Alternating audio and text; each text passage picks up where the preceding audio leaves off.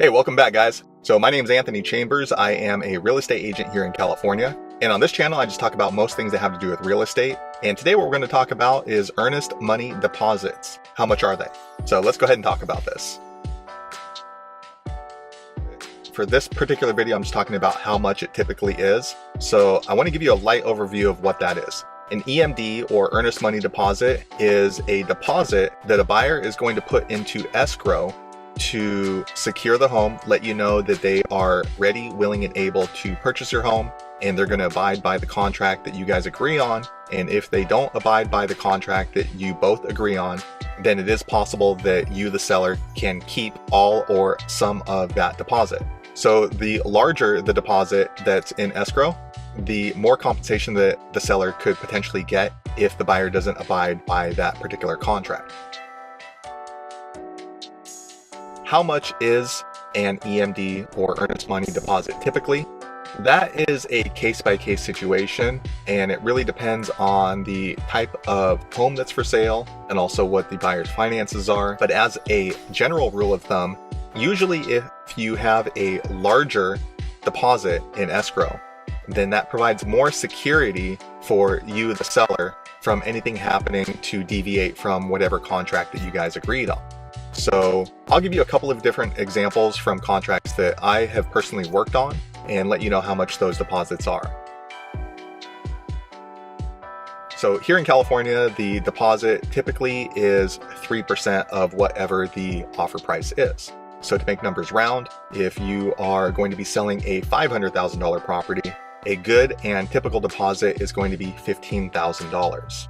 So what that means is if you decide to accept that buyer's offer and they've disclosed that they are willing to put an earnest money deposit, or EMD, into escrow for $15,000, that money is deposited in escrow. It sits there and it waits until that contract is completed and the sale is completed. Then that particular amount would go towards the overall down payment of whatever that buyer is going to need in order to close escrow. Down payment or closing costs, basically funds to close. So again, that is a very typical earnest money deposit here in California. However, I have seen some deposits come through as $1,000 on a $500,000 property. And I've also seen deposits come through at more than 3% of the purchase price. So let's go ahead and talk about that.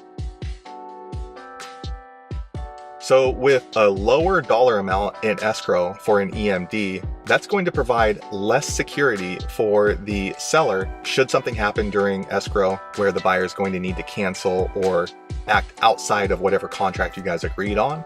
So let's go ahead and paint a picture. Let's say that you accept an EMD of only $1,000 and your property is worth $500,000. That money is supposed to help compensate the seller for any losses because the buyer didn't abide by the contract. And during a 30-day escrow, you can accrue a lot of different fees in that time. So there can be mortgage interest, there can be HOA fees, insurance fees, utilities. All these things are still the burden of the seller during escrow.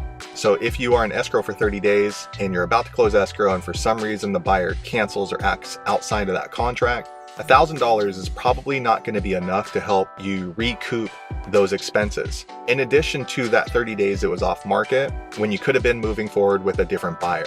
So again, that's a pretty low deposit for the buyer to submit to the seller. But again, it does happen because sometimes buyers just don't have enough money to submit a higher deposit than $1,000 or $2,000. So the second situation is a very high deposit, or EMD, that's submitted to escrow. So again, using that same scenario, if you're selling your $500,000 home and typically it's going to be $15,000 as a deposit, some buyers will submit $20,000, $25,000 as an EMD. And what that does is it lets the seller, or you, know that they are very confident that they would abide by the contract. They are determined to close escrow, and that just shows a strong financial standing for that particular buyer.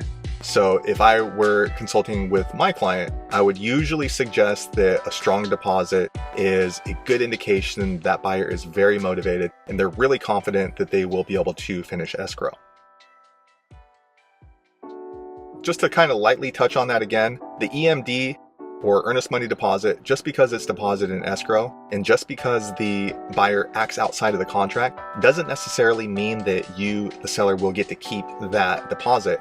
It is something that would have to be negotiated once the cancellation comes up. And a lot of times that can end up in a dispute. And sometimes what's going to happen is the seller is going to keep some of the EMD. Maybe they won't keep any of it. But again, be sure to talk to your real estate agent about that, and they'll let you know the potential situation or potential outcomes if the buyer acts outside of the contract.